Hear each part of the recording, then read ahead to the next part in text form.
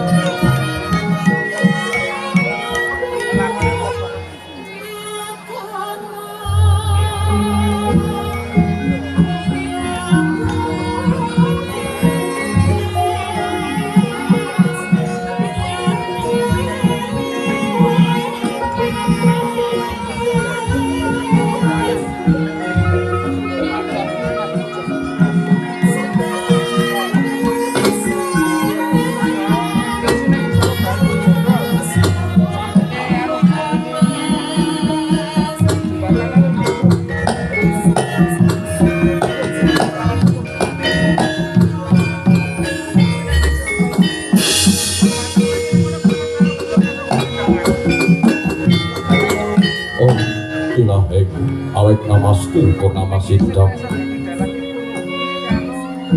awek namastu sirat berikilan jagat sirat tundu kawisisaning bisono sono sinamung langan gula besti masil stantun lambaing dudu jinantur tutur katilo tatilo tulang berilapting paratiyo Binoro sintomu pawa paraming disworo karono kyotum yen jaman purwo pinardi tameng loko mangga tekap wasananing gupito tanggun renggeng pralambang matumpo tumpo marmo banggu panggeng banggunggung sang berweng koto kebiar timatining ringgit purwo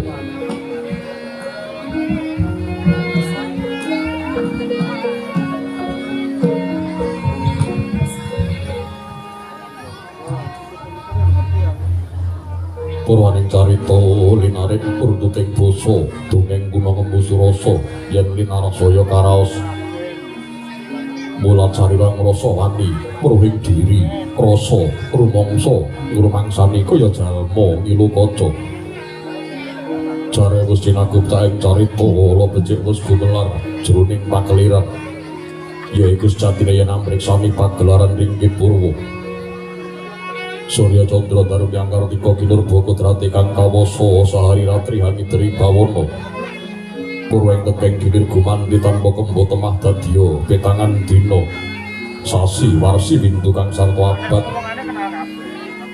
Kebukulan Tangkar Tumangkat Sirabun Kaya Jawah Patik Rembyah Dadio Pepadangi Kutu-kutu Walang Atogo Buron Wonom Yang Buron Toya Kang Dadio Beranaan Tanpa Wicalan pada teterawangan Sunaresan Hyang Arawi ing ngarsa merbawani jagat mungging jagat wetan mungo-mungo paning anggraning mukir abang rengangah lamun kaeksi yayah kaya handilat-dilat bumi saya dangu saya sumunu Sang Hyang Arpa katon sumeblak kanan kiring abang esmu jenar kaprabawan Sunaresan Hyang Basanta tanem tubuh kakon ijo royo amangku gunung ingkang biru moyo-moyo Pucuk gunung kinembulan ngendanu kasiliring prabancana lenggat lenggut kaya gunung mekutha mega. Tatan watawis tamu soleng para kawula dasi dinirarsa upaya buga garap Tegal Sawai. Anglur seluruh tanah pedote sinambi sesendonan sesindenan pikul garu lukune anggiring raja kayane saweneh ana ing pirembagan Samaruwangi. Sang Hyang Arka saya dangu saya inggil taton jagat wis melok duning ing kiblat papat lor kidul wetan semawana kulon. Sunaring jagat kang sami rebut biyada rebut tejo rebut kekuwung parandene datar ana ingkang madani kekuwunge praja ing Astina. Pramila pantes to kinarya pambukaning kandha saratri mangke krana negaring Astina dumadi saking pulo-pulo bebanjaran. Sing asapaning toya benawi tinampi ombak samudra biru nglanggutan tanpa pagut. Pegating paningal kamantok uruting Cakrawala waneh-waneh cakri ing wisik saweneh kinebing jurang cara. Ingkang kinarya susuing peksi walet miyang sarang burung. Wonten ugi pasisiran ter sasana jembar kepekaning pasir gumelaring garis pinggir. Tanem tuwuh angrem buyung royo-royo karang kitri ruwir-wirani kelapa pratandha bumi subur pasiten mawur saking akhirandun tangkar tumangkar kawuryan dadi gunung-gunung bebanjengan ngrangsang langit lenggok lampahing toya ingkang licil saking sendang-sendang bening tirtane lini pinara-para dinentung-tentung pinapi waduk kinarya hangilani sawah nyang pategalaning Narakesma. Bakal panggonan tetarne bebasan tanah bumi sajeng kakang selo sedaya tinanduran tanam tuwuh kang murakabi tandya Batari Sri Aglaring Pasabinan Yayah Rukmi Sari kang pinangku pertiwi. Pategalan dinenggo Bala Wijaya ingkang angrem buyung gegodhongane ambit moing nganti kaya manglung-manglung wiwitane. Pala kependhem, pala kesimpar, pala gumantung sedaya datang kuciwa. Cinawi dudukulan kang mawe kesarasan ning diri ingon-ingon raja kaya pitik iwen saya krembaka lamun siang aglaring pangonan lamun serap surya mulih marang kandangi dewi-dewi nalika semana datang ana carane kandhang nganggo kinancing palang labeting praja Ngastina tepi saking tindak Durjana Juti sedaya sayek saeka kapti akarya luhuring kusa bangsa Negari Ngastina. Wana bengi banging gunung kanggung rineksa krih lestari urun tumurun trah pemerah dadya regu recaning lingkungan langkung-langkung lamun totinaliti jalma ingkang samya sikep ing sanggeman sepen saking tindak sang saya sinang saya tebing wada winada anane ambung samat sinamadan daya dinayan sawiji-wiji wis mapan jatining jejiban ingkang piniji temah awujud manunggaling cipta rasa karsa hambabar karya. Kono binasake nalika semana negara Ngastina lagi ngancik jaman kencana panjang kunjung pasir pawukir jinawi gemah ripah karta tata turaharja dasar negara gedhe apa padang jagati adoh puncarane turta kasusreng manca prajalah sinten to wae kepareng jumeneng nata bau benda Nyaprawati mapan busana wilahe dewi-dewi yang ketek pragusa yang buta raseksa pendhita peparat dewa wisik yang ratu menang jejuluk menika tepanane sang Nata Prabu Duryudana ya sang Jaka Pikana ya sang Gurawendra ya sang Gendari Suta ya sang Dastra Atengmaja Narendra gunaing aguna tan ngendak gunaning jalma dhuwur datan ngungkul-ungkuli andhatan kasoring sesami yen dene guna wiyaring keprabon luhuring jajahan saratri mangke datan napa pedhote pinunggal kang awicarita ori sajuga sang nata kepareng miya siniwaka ing stinggil binaturata lenggah dampar kencana pinalipit kencana pinatik Sudyamawartna lelene babut prangkedani sinebaran sari-sari kongas kinanda widanisah cepat kasturi denayap sangganing biyada manggung ketanggung Joko paloro saking ampil upacaraning keprabon banyak dalang sawung kali Kardawalika Ajo Mas Tripanggo kang samya rukma kinebutan laring manyura kanan kiri kungas gandane sang nata pindha prayangan blabar dumugi panguraan tembene sena sifat kamanungsane pangyayasan Hyang Bathara Wirake Jawantah nalika semanten sinten yang kepareng lenggah amari telu muka kaya panjeneng pertawa menika tawananira sang Indra mantri muka pangarsaning praja ingkang pitaleming plasa jenar nenggih sang Rakyana Patih Arya Sengguni nadyan wis tembang pira jambul wanan parandene maksud jinaket kelawan sang nata karo nedya tansah anggunggung marang kalenggahane sang nata Prabu Duryudana nalika semono sang Patih Arya Sengguni lenggah menggeraken pandhita ngetal kandha nenggih sang Mahatma Bisma sang Resi Mahatma Bisma lenggah menggeraken ujung pandhita ing Sukalima ing Sukapanca nenggih sang Danyewang Durna iya sang Resi Kumbayana ya sang Durna Carya tatar kantun ing lenggah salinging sang Pandhita Durna Senapati tetanggulan ing Kewu begeteng ing praja ing Astina nenggih sang Adipati Karna Basusena pamungkasing paseban Sadraning Tirta Tinalang Raden Arya Kartomarma ing inggih hampir hablabar sangyaning para nayaka samya gantung paseban jejel riyel pepet apipit atau padengkul tanpa selo papan wiyal kating arupa awit saking kathahing padha gantung paseban nalika semana para sidhep permanen tarana sebawan ing walang alisik kegodhongan datrane ingkang obah sawira datang lumampah ing kapiyarsa mung swaraning pandhi gemblak griya lawan kemasan ing sami lambut karti sowan-sowan pating careng lan pating careng nimbal ganjel Mandyaraga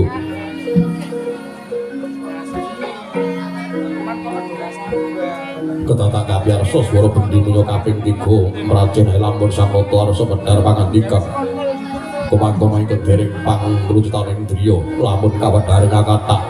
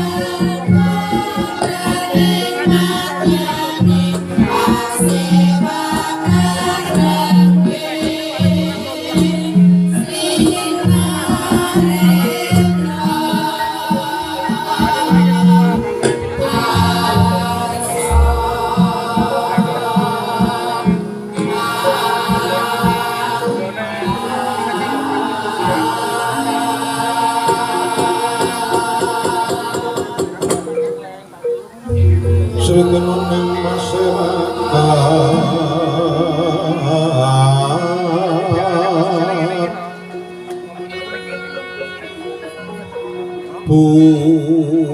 busana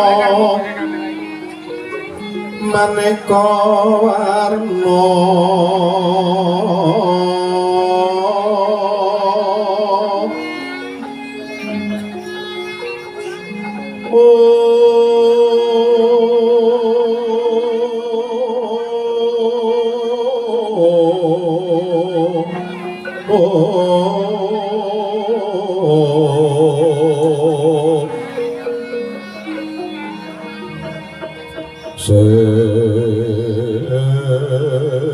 sebab ospiteng udyana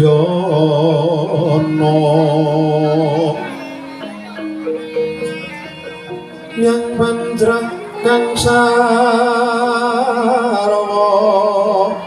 rukma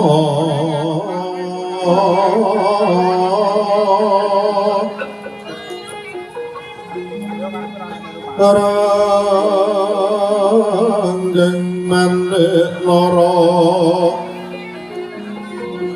wata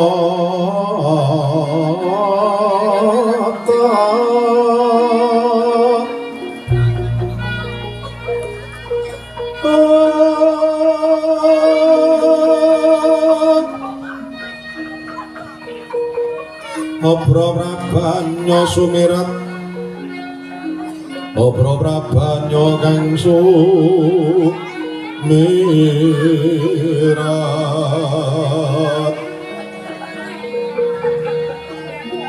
kenyaring tejo lelewaran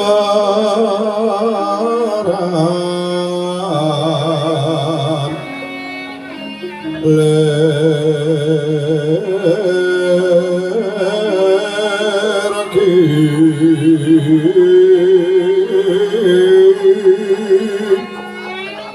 lat sesiring tape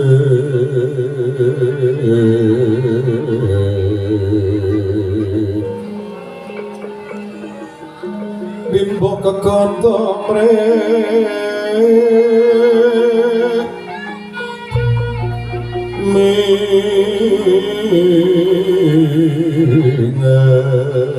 minges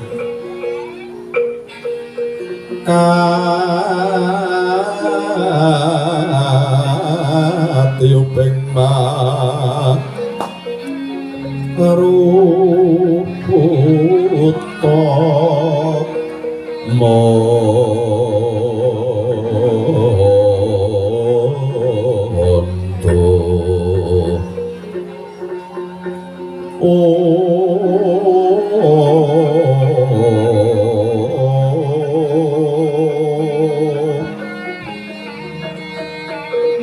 sebaran mangambar gongas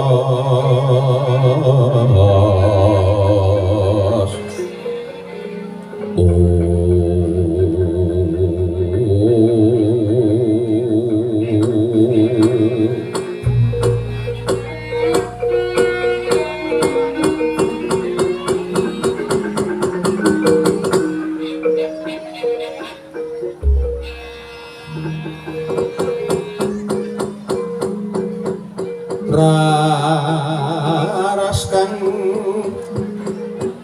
samya alenggat ing dampar kencana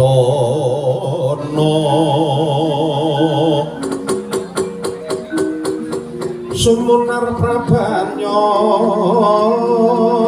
lir wang Bathara Kwera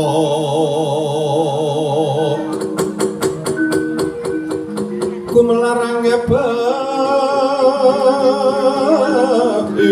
kang samya sumewa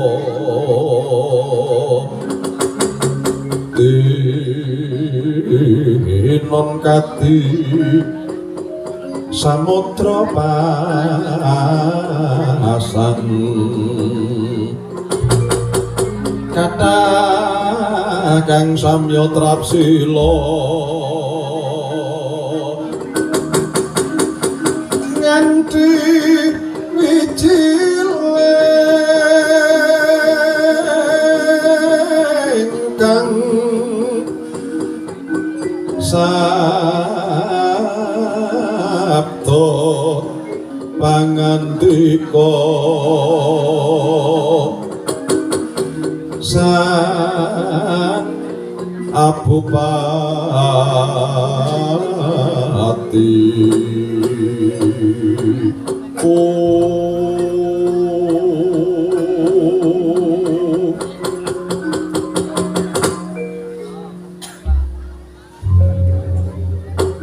Iwang sun pamangadi diwena sasmitaning sun bayang Bathara jagat paman Patih Harya Sengguni pamaning ploso jenar paman Harya Suman paman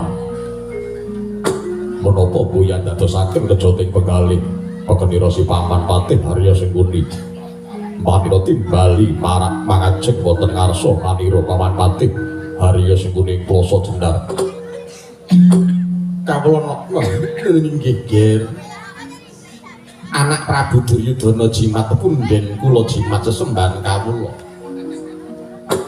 estunipun nalika tampi dawuh timbalan saking paduka kumitir acaruk naras pindoron salombenge pinajering alun-alun nanging sareng ing paman marak ngarsa wonten ing ajengan paduka wonten madyaning stinggil binatura tengri kalenggan samangke ical raos manah kumarasan kados dene siraming tirta kayu sawindu nggih wonten kari damel menapa tur wonten dawuh ingkang kados pundi dene paduka panter nimbali dhumateng ingkang pamaning plasa jenar saestu menawi wonten dosa lepat ingkang namung sayogi paduka ingkang menang nglepatna nadyan to dosa pejah namung paduka ingkang menang mejahi dhateng dasar kula remuk tumunten kabandhena putung cumunten kasawurna nggih anak Prabu Duryudana nggih paman Patih Harya Sengguni sampun ngantos kaladu ati kajroning penampa paman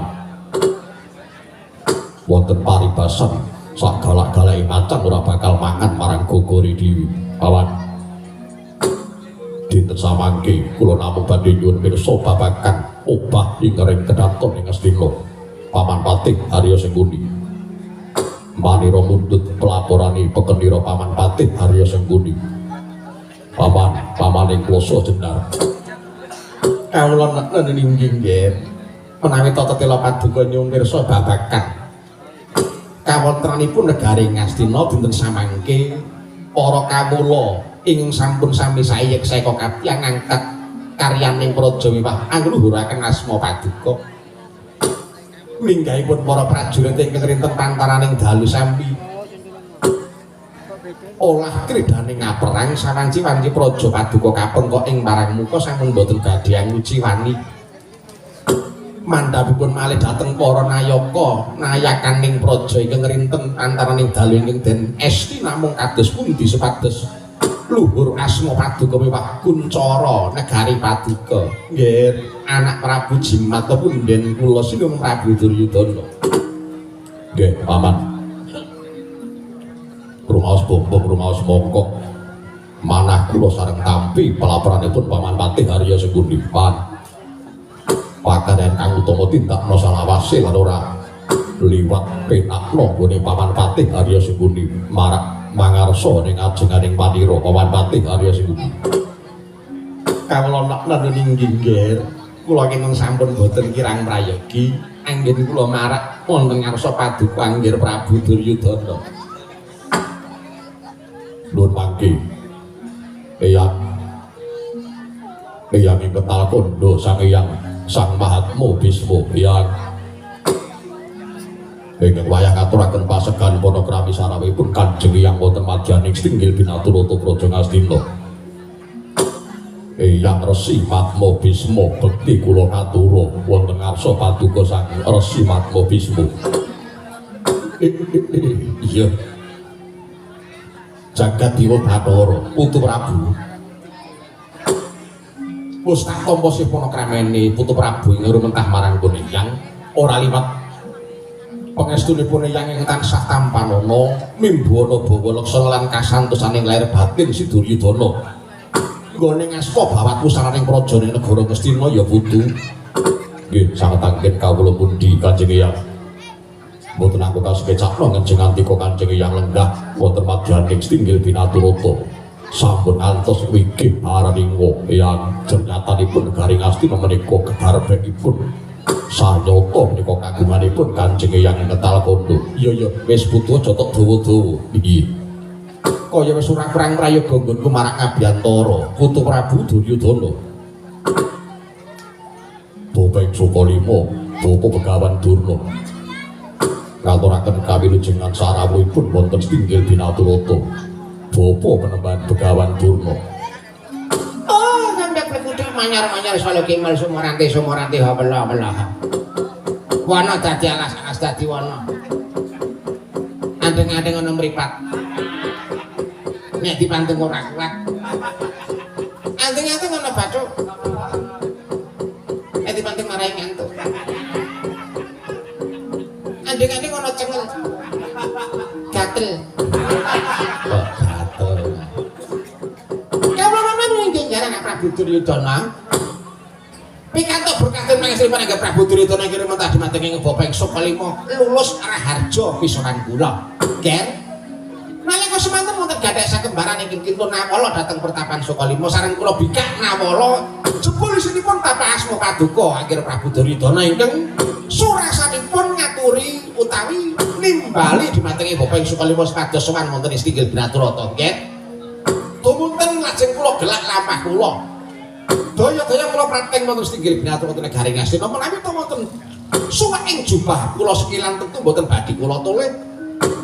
Ujuping manah kula daya-daya kula kepengin prateng wonten negari Ngastina. Nggih.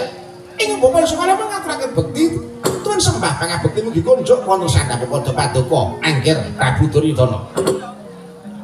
Nggih, Bapak Durna sanget anggen kawula pundi menika dadosaken sifat Bapak.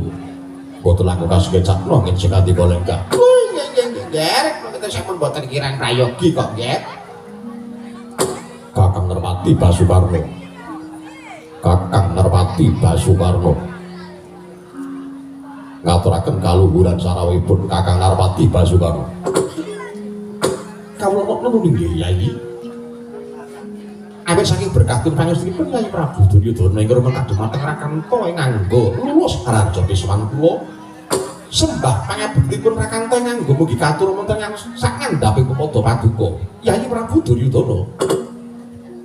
Inggih, sanget anggen kawula pundi wingi dadosaken jimat Kakang Nerpati boten langkung kasukecakna ngajeng Antika lenggah. Sampun boten kirang prayogi kok Yai. Dimas Kartomarmo padha becik sapratamu. Kawula nuwun inggih Koko Prabu. Awit saking berkatun pangestunipun Koko Prabu ing rumentah dhumateng ingkang rayi tirta tinalang. Lulus raja pisowan kula sembah pangabekti kula mawantu wantu kunjuk wonten sandhap pepada paduka. Ya Dimas. Wis tak tampa gawe bombong ing atine ingsun pangestu tampanana sanget anggen kawula menika dadosaken jimat paripih kayuwanan Koko Prabu.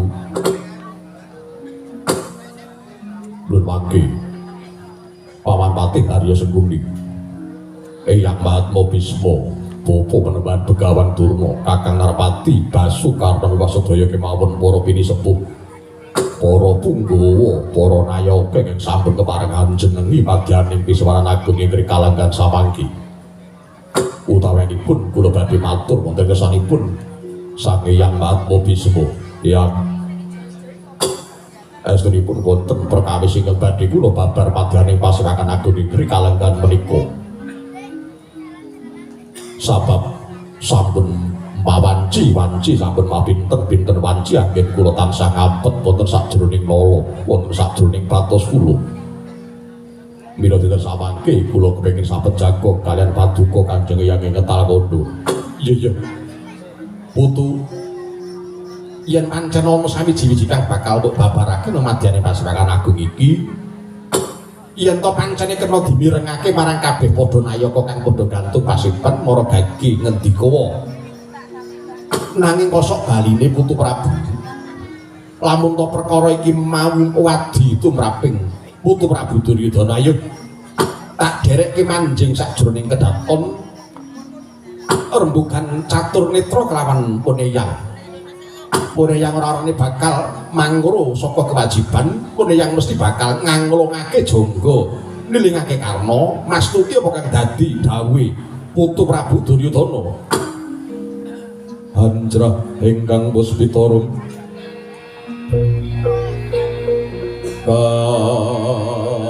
katiuping samirana mrek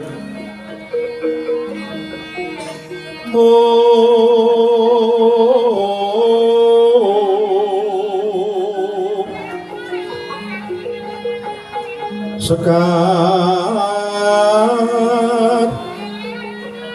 kaduh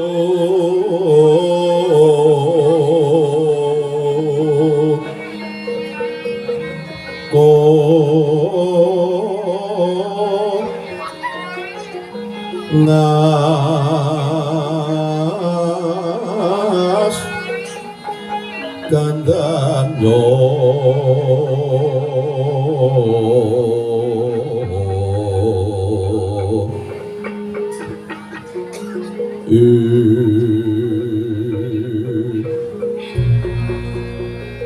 maweraras rananing driya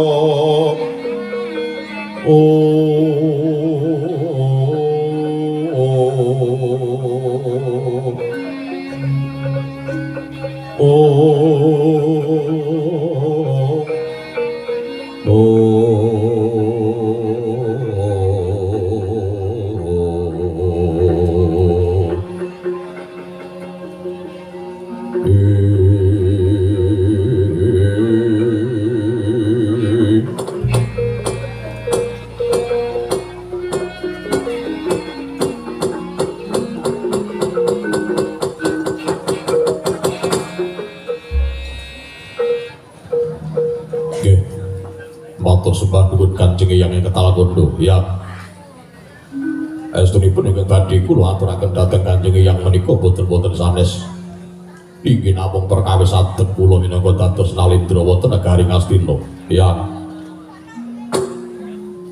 menawi dipun sawang kanthi mitra walaka ategipun pun Duryudana kula menika ratu ingkang sugih bondo sugih bandu tegesipun menawi dipun jarwaken Ratu Sugih Bondo kula kinten sedaya sampun saged kawuningani pira to kayane negara Ngastina. Kula kinten kantos 7 turunan. Mboten badhe telas bondo negari Ngastina menika. Ya aku percaya Duryudana. Banjur kang angka 2 Sugih Bondo lan Sugih Bandu. Bandu mau tegese piye? Duryudana. Nggih, iya.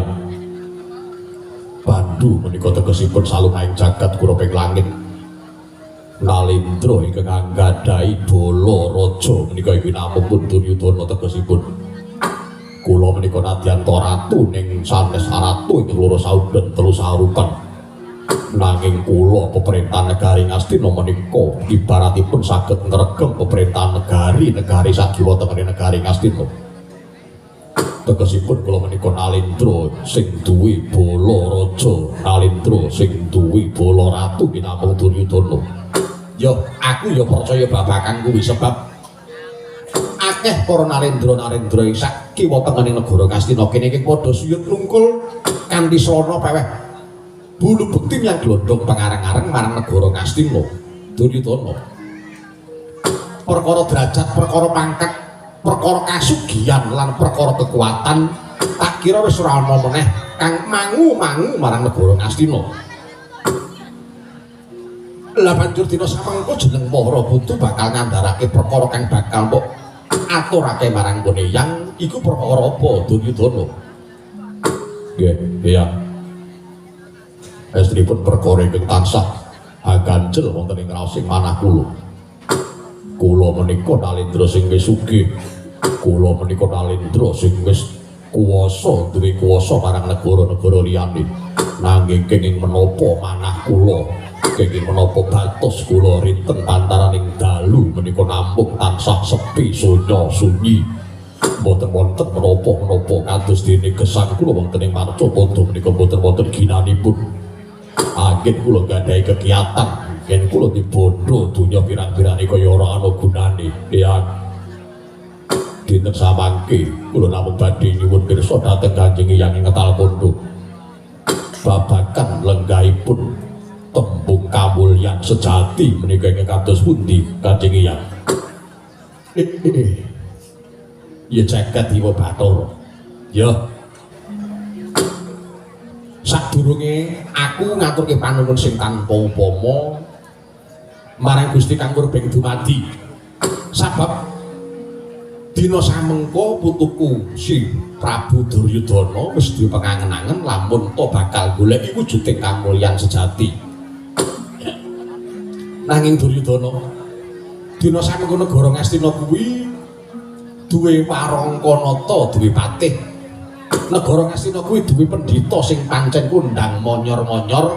Negara Ngastina kuwi duwe senopati sing peng-pengan sing aran Narpati Karna Basusena lan kabeh para-para pinter sing tansah ana kiwa tengene Putu Prabu Duryudana.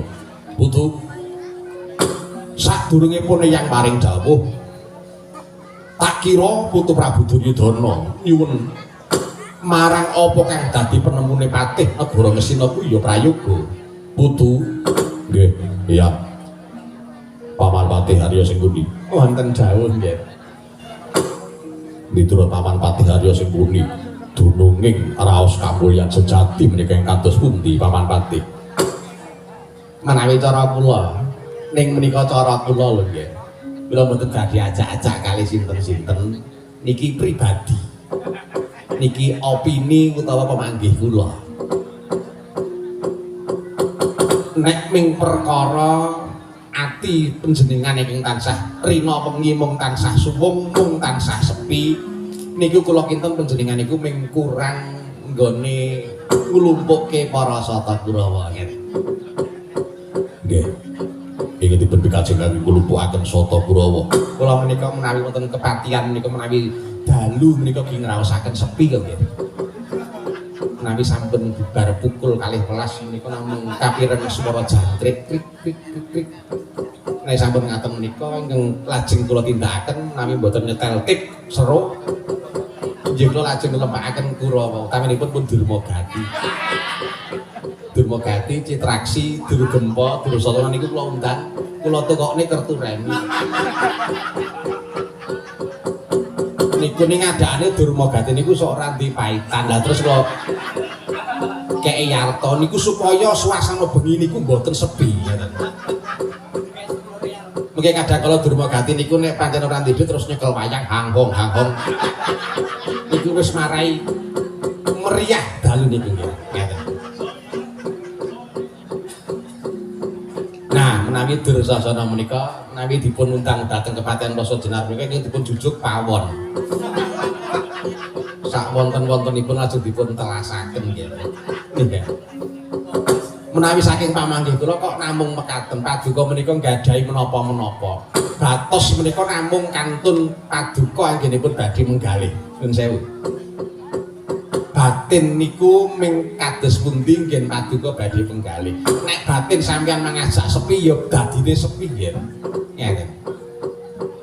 Ning nek tansah panjenengane kumpul karo Sata Kurawa tansah mung seneng-seneng niku kula kinten mboten nonton kok raos ingkang sepi sunya sunyi menika babar pisan mboten badhe wonten. Ingkang wonten menawi perlu mangke dalu panci asrep ngaten menika ngunjuk anget-anget menika nggih. Saged nyepetaken raos ingkang gumbira ngeten. Lajeng kagem jagongan menika lajeng kadosipun cair lan gayeng ngeten menika nggih. Mengke ngetos-ngetos tilem, ngetos-ngetos enjing sampun wungu badanipun seger ngeten menika. Monggo Paman Patih. nggih menawi cara kula ngaten ning niki pemanggih kula lho nggih namung pemanggih kula nek ki piye Kakang Durna wah nek kula niku gampang kalau mengatasi kesepian niku gampang pipitan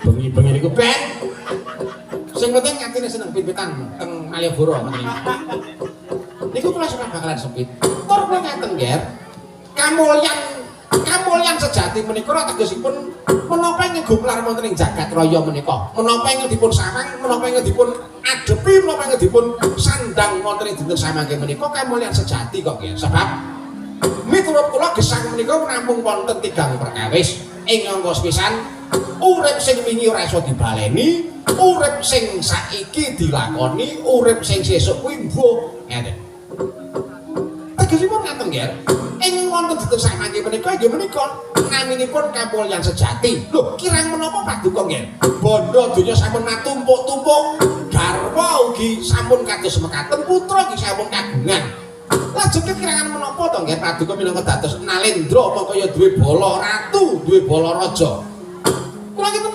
inggih namung kados diratiripun Patih Harya sing muni menika kala wau kok nggih paduka menika namung sok senenganipun sok mapan wonten ing papan ingkang sepi-sepi lho ngeten menawi cara kula menawi dalu menika sepi tindak wonten kitha kados lampu ingkang padhang ingkang wonten gambaripun mik kalian kabel lam niku gayeng sangat wonten salebeting ruangan niku wah sampun gayeng gumarang badhe pestaning kados pundi ing ngalit ing ngagem ing terang kaya lemah menika sampun menika nggih sinambi rengang-rengang ular kambang ana ora ora karaoke kok ular kambang ora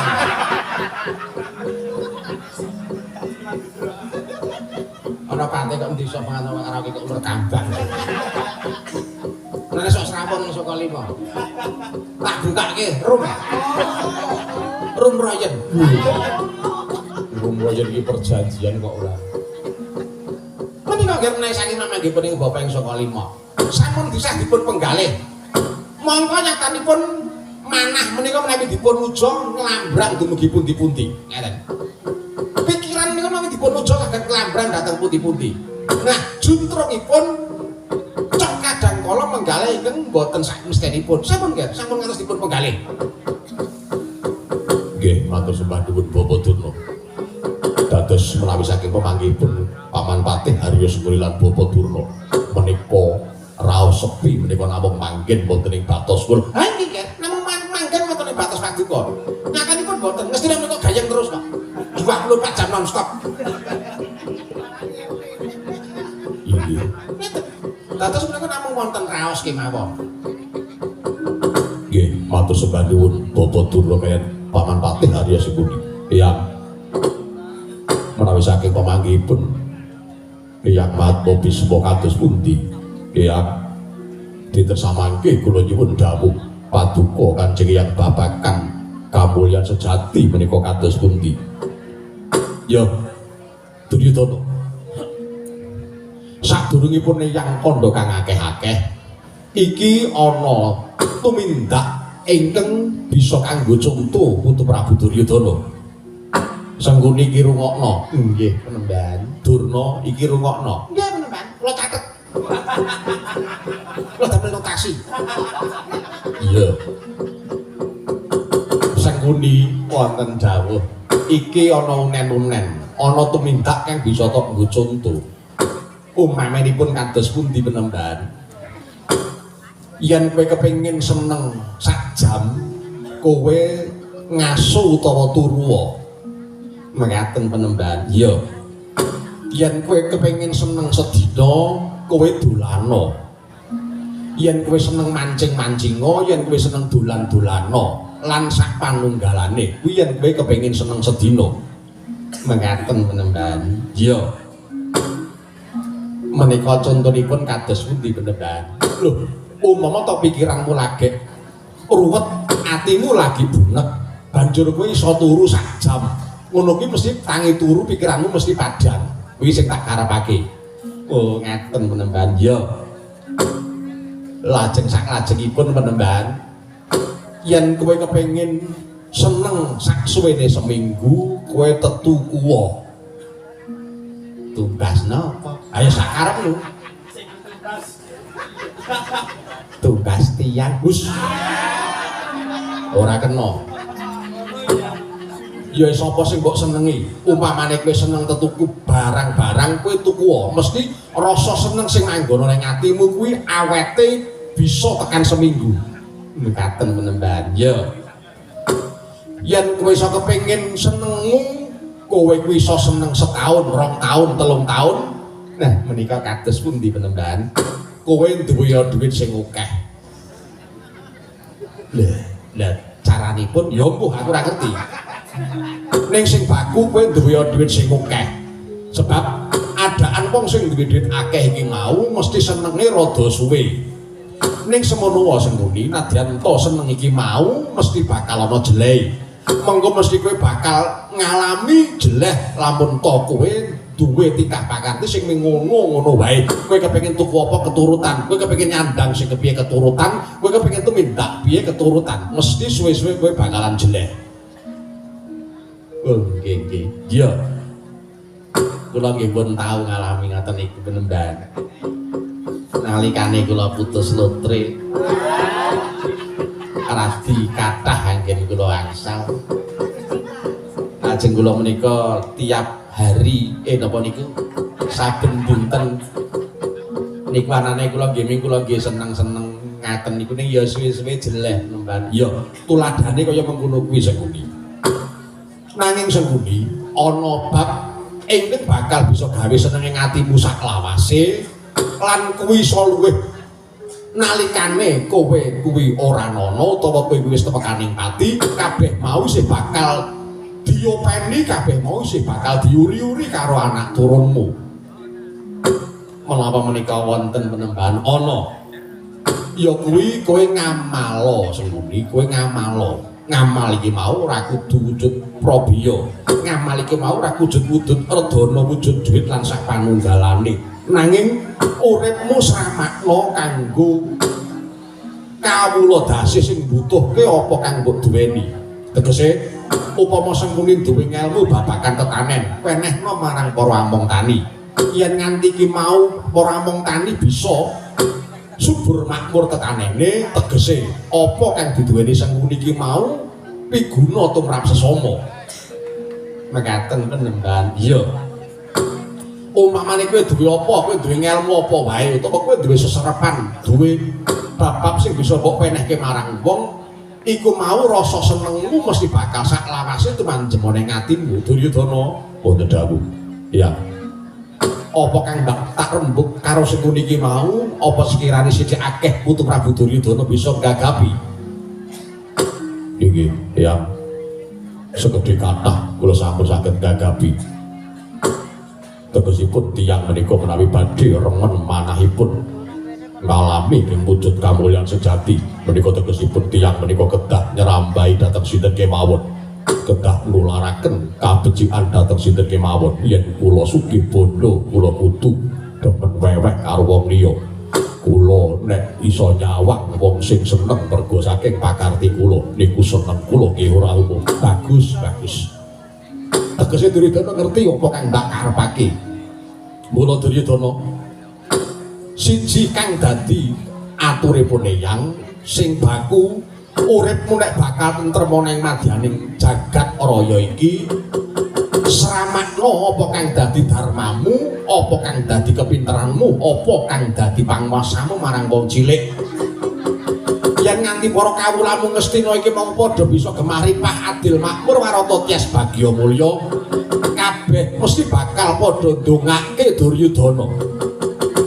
Nanging kosok baline Duryudana nadyan to kowe sugih blegedhu kemul bondo bandu, nanging kawulamu tok gawe rekoso uripe. Oh Duryudana, dongane wong kang lagi nandhang kacingkrangan kuwi mandi Duryudana, aja nganti kuwi dumadi marang kowe ya putu Prabu Duryudana.